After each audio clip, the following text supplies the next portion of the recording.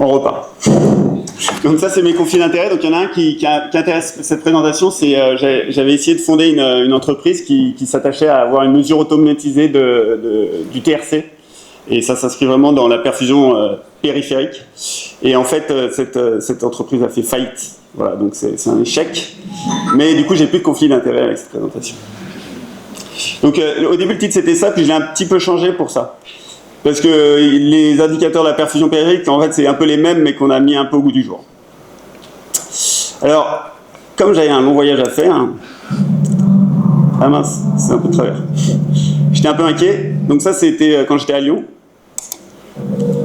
Et ça, c'est quand je suis arrivé à Lille.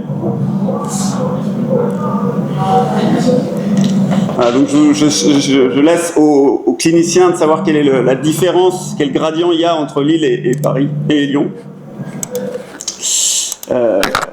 Mais en tout cas, effectivement, la température affecte la perfusion périphérique. Donc, on m'a dit de m'intéresser à la perfusion périphérique. Donc, la perfusion périphérique, typiquement, ça va être le temps de recollation cutanée, le score de marbrure, la température de la peau, la thermographie, le NIRS, le laser Doppler. Tout le monde est d'accord pour les trois premiers. Après, il y a des débats. Hein. Attendez, est-ce que j'ai un stylo? Non, attendez, non. Attends, ça marche. Non, franchement. Je vais rien vous montrer pour le truc.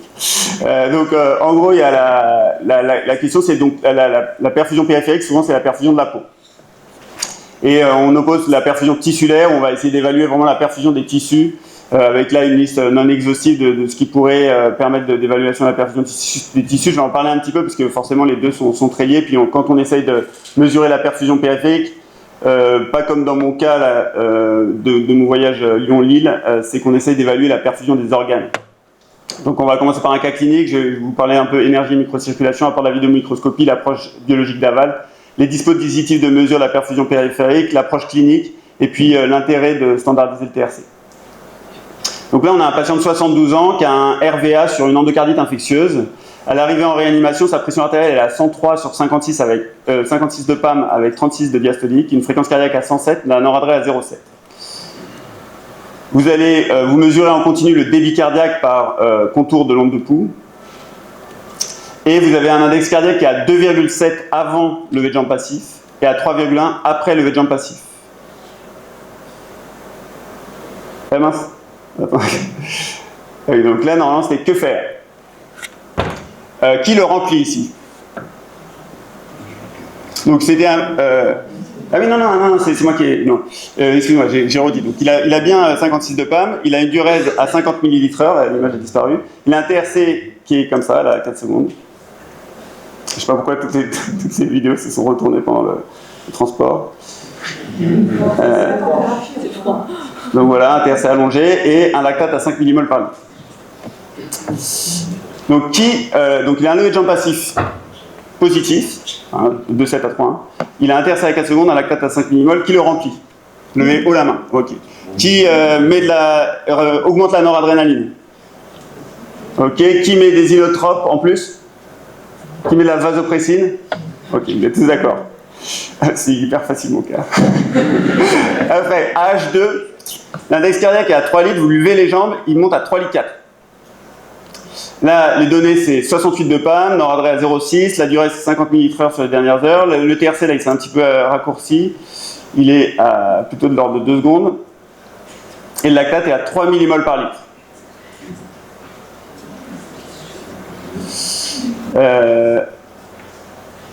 Ah non, bah c'est là que ça a foiré. Ah non, c'est que je vais à l'envers. Alors, qu'est-ce que vous faites? Bon, c'est toujours la même chose. Qu'est-ce que vous faites? Qui remplit là? Il y en a un courageux qui le remplit, 2? Non, un seul? Il n'y a plus qu'une personne qui le remplit la suite? Ok. Qui met de la noradrénaline? Personne? Des inotropes? Non plus? Vasopressine? Qui fait rien? Ok.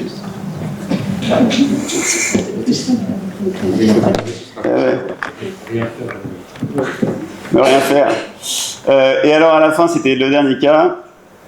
Donc votre patient, il se réaggrave un peu, 67, la noradrène qui remonte, le TRC qui est à 4 secondes, lactate qui est à 5. Est-ce que vous le remplissez? Enfin, ah oui, et du coup le lever de jambe passif, c'était quoi? C'était, il passe de 3,2 à 3,3. Qui le remplit là? Il a 5 millimoles de lactate, un TRC à 4 secondes.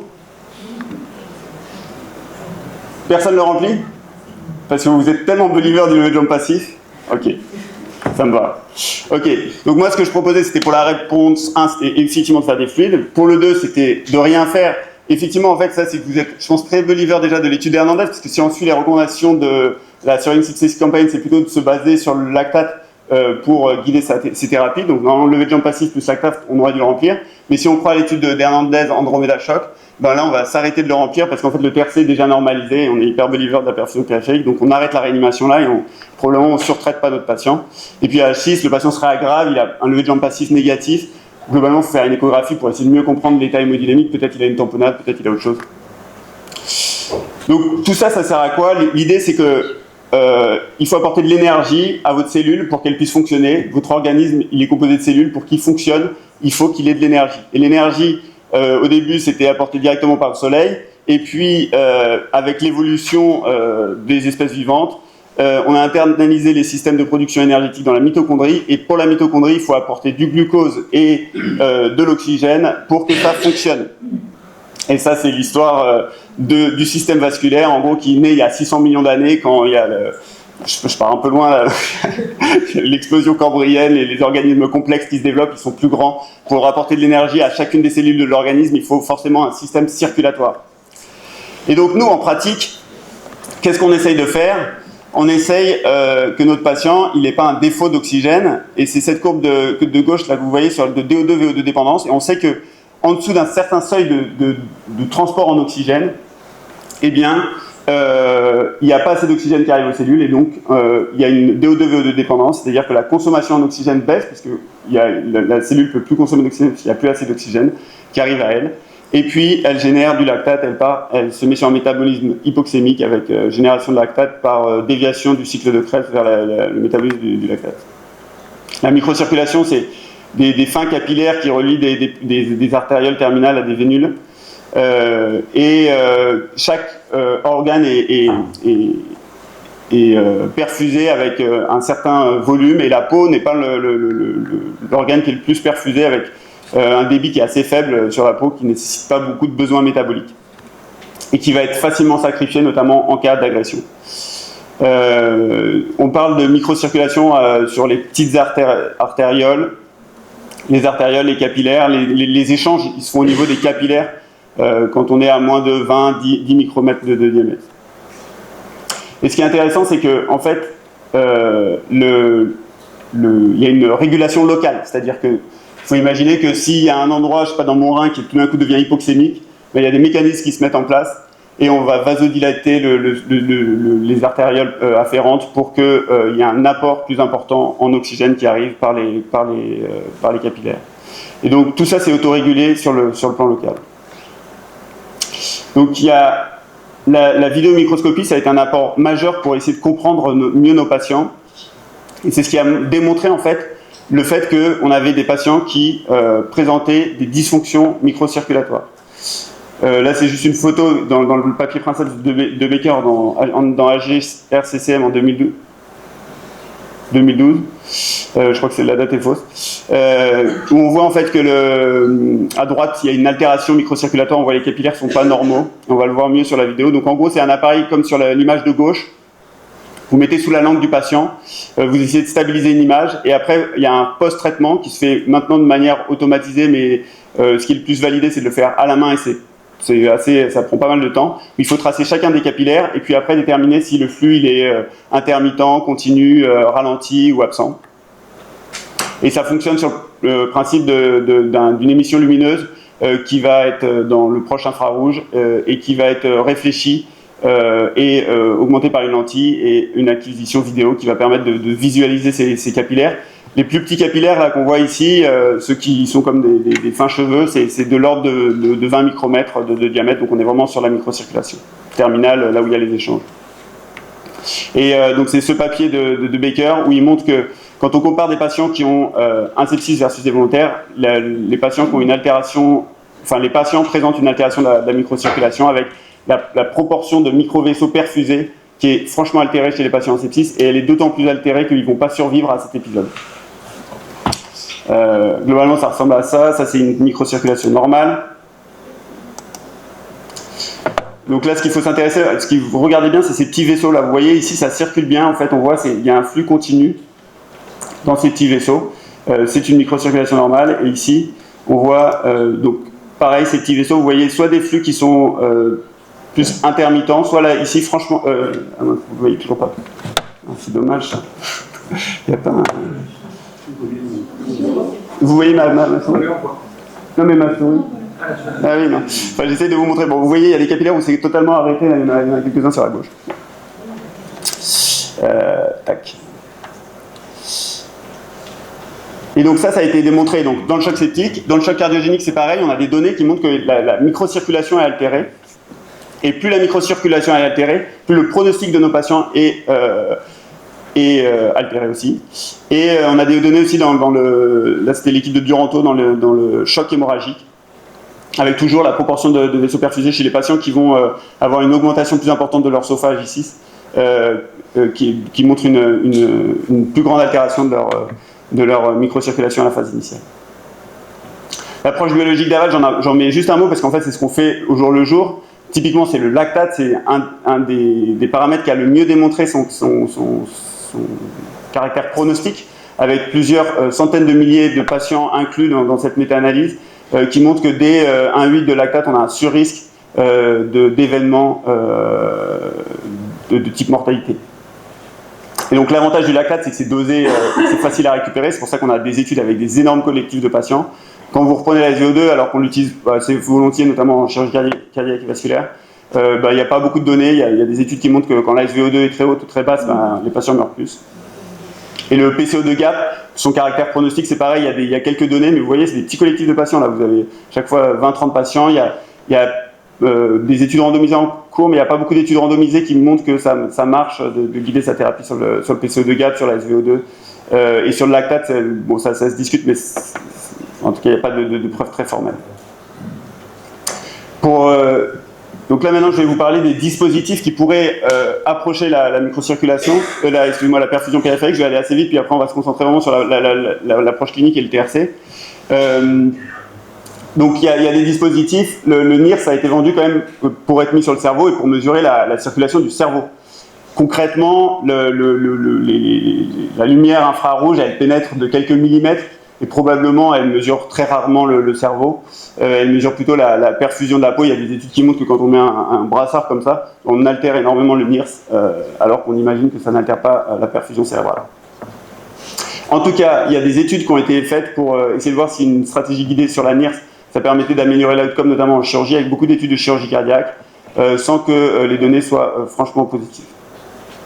On peut faire aussi ce qu'on appelle des tests d'occlusion vasculaire. Donc en fait, c'est comme un TRC, un temps de recollation cutanée, mais à l'échelle du bras. On va occlure la circulation avec un brassard. On va mettre un octode de NIRS sur l'avant-bras, typiquement en face d'un muscle. Et puis on va relâcher, et puis du coup on va avoir la recoloration et la vitesse de resaturation.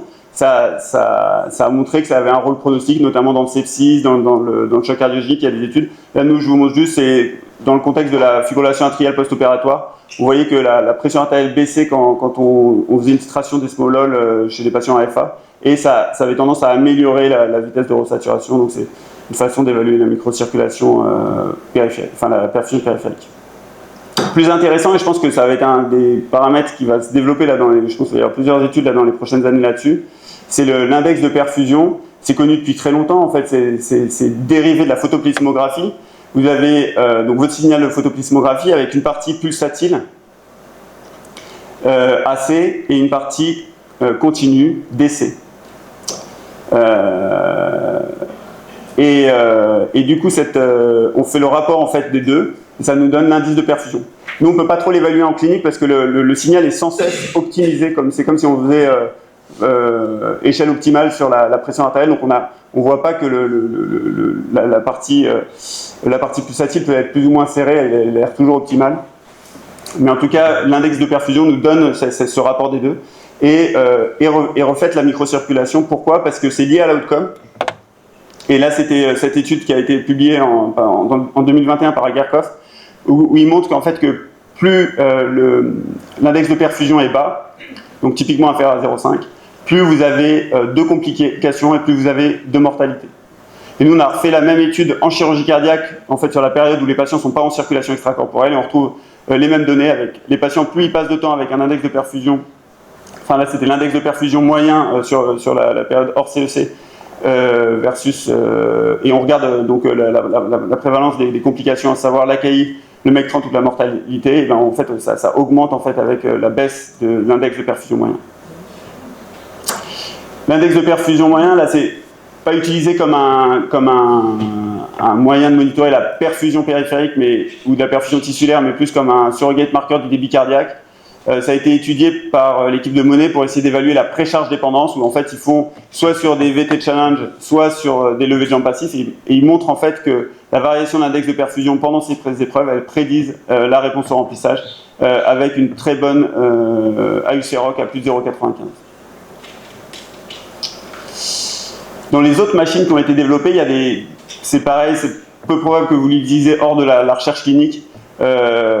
Il y a le Laser Doppler Speckle Imaging, c'est une méthode, en fait, c'est comme une caméra que vous voyez sur la gauche de l'image, qui va donner ces petites photos bleues. Là, vous voyez, en fait, ce que vous voyez sur les photos bleues, c'est le bras avec les deux octodes là, qui sont mis. Puis on fait soit des stimulations thermiques, soit de la iotophorèse à l'acétylcholine, et on va pouvoir modifier la microcirculation. C'est comme des tests de provocation de la microcirculation. Et là, c'était une étude de Stanislas Abrar, là, qui travaille à Lyon, à l'hôpital Édouard Herriot, où il montrait qu'en fait, l'altération de la réponse microcirculatoire avant une intervention chirurgicale, ça prédisait la survenue d'AKI post-opératoire. Plus proche vraiment de la clinique, on va dire, c'est la mesure thermique la mesure de la température cutanée. Donc là, on est vraiment sur la perfusion périphérique. Et vous voyez, vous pouvez mesurer avec une caméra thermique la peau. Et ça, c'était une équipe donc, je suis très lyonnais dans mes présentations. C'est l'équipe de Lyon Sud qui avait présenté ces tableaux. Ce truc où, en fait, ils montraient qu'ils arrivaient à prédire les complications avec le gradient central versus périphérique, mesuré en thermographie, et qu'il y avait une corrélation avec le lactate, le TRC et le Mottling score des données de ce gradient. Donc, une approche plus clinique. Donc la microcirculation, c'est ça, et on ne le voit pas au jour le jour en clinique. Nous, ce qu'on veut, c'est le mesurer. On est au bloc opératoire, on est en réanimation, on veut des outils simples pour le mesurer. On n'a pas forcément des laser Doppler Speckle Imaging. Donc on peut regarder les marbrures, c'est simple, c'est efficace. Est-ce qu'elles sont au niveau du genou, ou est-ce qu'elles vont jusqu'à l'aine? Et ça, c'est le papier d'Aït Oufela qui montre que plus votre score de marbrure est élevé, plus vous avez un risque de décès qui est important. Et ça a été fait sur un beaucoup plus gros collectif de patients dans Annals of Intensive Care récemment, en 2023, où il montre que le score de marbrure est lié au pronostic dans le choc cardiogénique, et notamment avec ce caractère dynamique, c'est-à-dire que les patients qui sont marbrés initialement mais qui se démarbrent, ils ont quasiment le même pronostic que les patients qui ne sont pas marbrés, et les patients qui restent marbrés ont un pronostic qui est beaucoup plus mauvais. Les extrémités froides, vous touchez votre patient, vous dites il est froid. Est-ce que c'est vraiment un signe d'hypoperfusion périphérique? Et est-ce que c'est lié à la perfusion tissulaire? Eh bien, cette étude plutôt argumente pour ça, avec, en fait, là donc c'est subjective évaluation, c'est l'évaluation subjective, elle était à la fois corrélée à la différence centrale cutanée mesurée, centrale périphérique mesurée, elle était corrélée au perfusion index, et elle était liée à l'augmentation du SOFA. C'est-à-dire que si vous aviez une perfusion anormale, qui était vraiment clinique, donc c'était interc anormal ou une sensation froide des extrémités, eh ben, vous aviez plus de chances d'avoir un SOFA qui augmentait, dans les jours qui suivaient cette évaluation, dans les 48 heures. Et ça, c'est l'étude, pareil, c'est l'étude d'Afidaï Toufela, qui montre que donc là, il prenait la température au niveau du pouce du doigt de pied, ou au niveau du genou, ou au niveau de la et puis regardez en fait soit la différence centrale jusqu'au genou, soit du doigt de pied jusqu'à la chambre, soit du genou jusqu'à la chambre.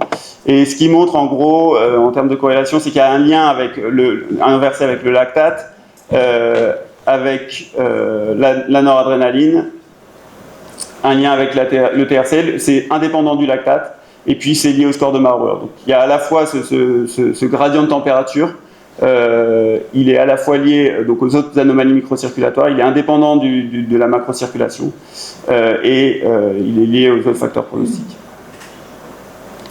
L'intérêt du TRC de sa standardisation. Donc en fait là c'est la même diapo que pour la vidéomicroscopie sublinguale. Il y a des études qui montrent que dans le choc septique, le TRC est un facteur pronostique. Dans le choc cardiogénique, il y a cette étude là, qui a été publiée dans la JRCCM en 2022, où il montrait que les patients qui avaient un TRC altéré avaient plus d'évolution vers une ECMO ou vers la mortalité à la phase initiale du choc septique. Et dans le choc hémorragique, il y avait cette étude qui avait été publiée dans PLOS ONE en 2012. Il reprenait je sais plus, il y avait plus de 10 000 patients de crash 2, je crois, où il montrait que plus le TRC était augmenté, plus les patients avaient un odds ratio augmenté de mortalité. Mais l'avantage du TRC, c'est sa réponse rapide. Et ça a été montré par Hernandez. Vous voyez que les patients, donc là c'est des patients qui sont réanimés, vous voyez le lactate, la SVO2, le PCO2 gap, la différence température des orteils versus centrale ou le TRC. Et on voit que le TRC a tendance à se normaliser beaucoup plus vite. Le pourcentage de patients qui se normalisent à H2, c'est le plus élevé par rapport aux autres. Notamment par exemple par rapport au lactate qui va avoir un certain délai, et c'est ce qui vient un peu comment ça s'appelle enfin, c'est comme le cas qu'on avait montré initialement là, avec le lactate qui restait élevé et le TRC qui s'était déjà normalisé, donc qui pourrait éventuellement permettre d'arrêter la réanimation plus tôt. Notre équipe avait publié cette méta-analyse, on avait regardé toutes les études sur le TRC dans l'insuffisance circulatoire ou chez les patients à risque d'insuffisance circulatoire. Il y avait plus de 59 000 patients dans l'étude des patients, dans l'analyse des patients à risque d'insuffisance circulatoire. À chaque fois, on avait une AUC-ROC pour prédire soit les complications, soit la mortalité qui était au-dessus de 0,65, 0,70. Donc c'est pas incroyable, mais forcément le lien il est pas total puisqu'il y a plein d'autres causes de mortalité dans des contextes d'admission de patients, chez les patients à risque ou en insuffisance circulatoire. Puis on avait 9 études, on avait pu comparer, on avait les données à la fois pour le lactate et le TRC, et on voyait que le TRC avait l'air de faire mieux, c'était non significatif la différence, mais on avait une meilleure AUC-ROC du TRC. Et puis le fait que ce soit rapide, c'était donc cette étude qu'on avait réalisée aussi dans notre centre, où en gros l'idée c'était de dire, vu que le but c'est à la fin c'est d'améliorer la perfusion tissulaire, qu'il y a un lien entre la perfusion tissulaire et la perfusion périphérique, puisqu'on ne meurt pas de la peau, on ne meurt pas d'insuffisance cutanée. Si les patients meurent plus parce qu'ils ont un TRC allongé, c'est peut-être parce qu'il y a un lien entre la perfusion périphérique et la perfusion tissulaire. Donc notre but, ce serait d'améliorer la perfusion périphérique, et au lieu de prendre le débit cardiaque, ce qu'on va faire, c'est regarder que le TRC, et on va essayer de prédire l'amélioration du TRC après remplissage vasculaire, et on regardait si les variations du TRC après lever de jambe passif, elles prédisaient les variations du TRC. Donc là, vous voyez, c'est plutôt allongé. Là, il y a quasiment 6 secondes. Là, c'était après lever de jambe passive, ça c'est un cas clinique réel. 1, 2, ça va beaucoup plus vite. Et après remplissage vasculaire.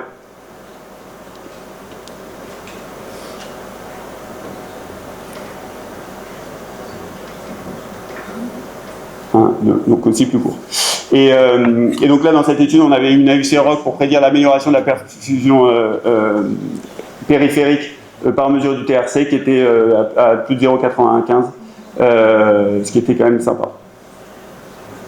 Et il y a donc toujours pareil dans la réactivité, il y a Fidaï Toufela qui a montré, donc là c'est un fluid challenge, il fait des TRC toutes les 2 minutes, et il montre que dès la 4-5e minute, il arrive en fait à détecter les patients qui vont répondre en termes de TRC, ceux qui vont améliorer leur TRC par rapport à ceux qui ne vont pas améliorer leur TRC.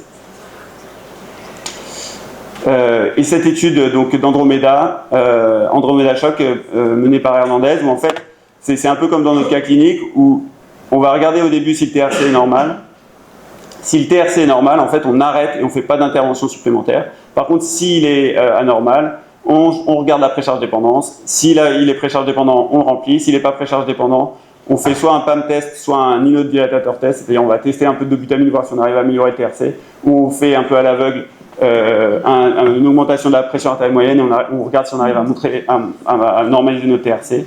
Et puis, si c'est pas le cas, après à chaque fois on remesure le TRC, puis on guide notre réanimation comme ça pendant je crois que la première étude c'était les 8 premières heures, et là c'est les 6 premières heures dans cette étude numéro 2 qui est Andromeda Shock 2, où en gros c'est la même étude, sauf que là le bras comparatif c'était le lactate, et Andromeda Shock 2 c'est Usual Care.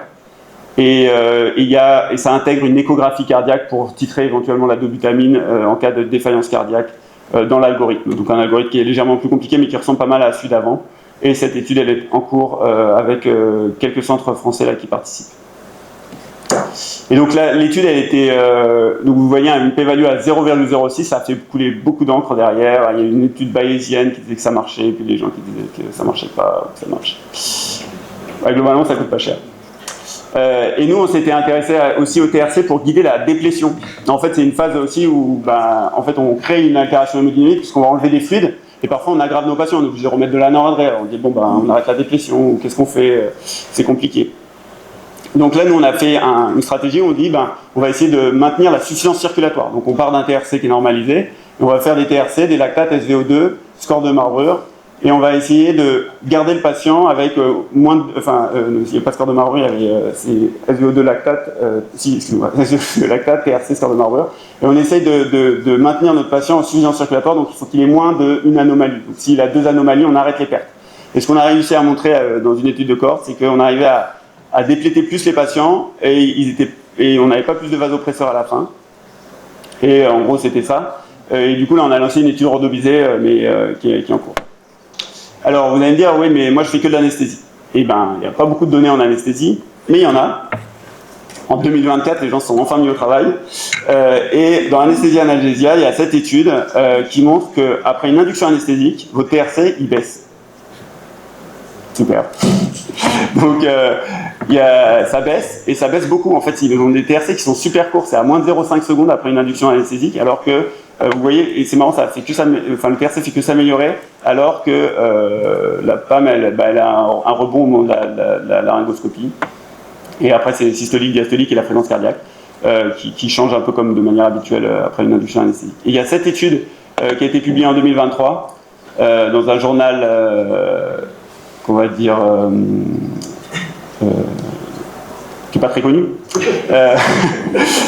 mais qui nous donne quand même des informations. Eux, ce qu'ils ont montré, c'est qu'ils arrivaient à montrer que les patients leur étude, c'était de dire, on arrive à détecter des TRC allongés avec l'index de perfusion. Sympa. Et donc, si vous avez un index de perfusion à moins de 1,8, et ben ça dit que votre patient a probablement un TRC allongé à plus de 3 secondes. Et ça montre que, donc là c'était à l'état stable, ils faisaient juste une mesure sur 100 patients, et ils montraient que globalement les patients, il y avait quand même 20% des patients qui avaient un TRC franchement anormal dans leur corps, donc ça veut dire que ça doit exister chez nos patients. Alors vous allez dire, c'est super, il croit vachement l'orateur au TRC, mais moi j'ai l'impression que quand je mesure une fois à Lyon et une fois à Lille, c'est pas le même, alors que le mec n'était pas franchement malade. Qu'est-ce que c'est le problème ? Et puis j'ai l'impression que quand je mesure 2 fois, j'ai pas la même mesure. Et en fait, c'est vrai que là, il y a Koufela qui nous dit c'est super reproductible, 95% de reproductibilité au niveau du genou, 80% au niveau du doigt, c'est vraiment super. Et puis il y a Aslam qui nous dit non, c'est pourri, la K-value elle est à 0,3, c'est pas du tout suffisant, au mieux c'est modérer l'association d'une mesure à l'autre. Et ben c'est là qu'il faut s'aider parfois de technologie, alors ça peut être de la low technology ou de la high technology. Donc c'est un peu comme pour les télescopes, là vous regardez avec vos yeux, vous voyez ça, vous regardez avec Hubble, vous voyez ça, et vous regardez avec James Webb, vous voyez ça, vous voyez pas tout à fait la même chose. Et on avait fait une enquête, on avait demandé aux gens, comment vous mesurez, est-ce que vous faites une mesure, 2 mesures, 3 mesures, ou vous prenez la plus grande valeur de vos mesures mesurées. Et on voyait il y en avait quand même pas mal qui faisaient qu'une seule mesure, et c'est dommage puisqu'on en avait un peu discuté avant, c'est plus vous faites des mesures, plus vous serez capable de détecter des petites variations de TRC